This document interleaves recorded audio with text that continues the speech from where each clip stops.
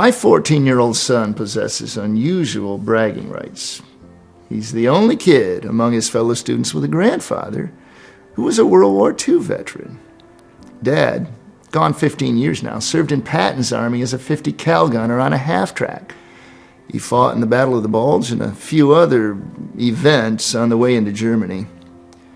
I inherited my respect for the military as well as a love for poetry from Dad, who adopted me, and I inherited a love of music from my birth father, a man I never met. He was a jazz musician.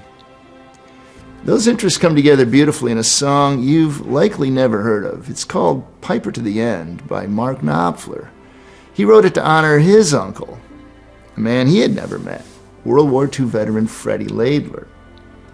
Freddie, a piper in Scotland's famous Black Watch, was killed at Dunkirk. Bagpipers do go into battle.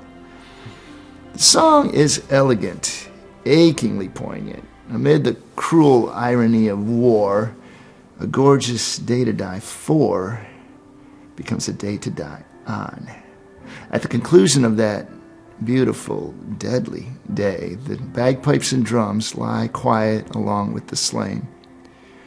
Yet Knopfler anticipates a day of reunion in which the departed will come back to be with us always. He concludes by encouraging us to complete our mission in life right to the very end. In this way, we honor the dead. There is, however, only one who can actually return and never leave us. In Luke 22:19, we read how Jesus, on the night before he was crucified, took a loaf of bread and he broke it. He told his disciples, "This is my body, given for you."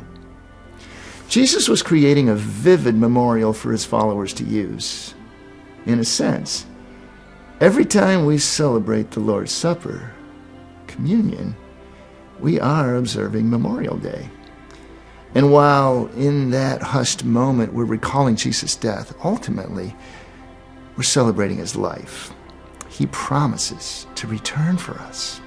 Many of our soldiers made the ultimate sacrifice for their country, but Jesus gave his body on the cross as the once-for-all sacrifice for us all. He did this so you and I can be together with him forever. This sacred truth infuses our Memorial Day observations with genuine hope. Someday, we who know Jesus will meet again.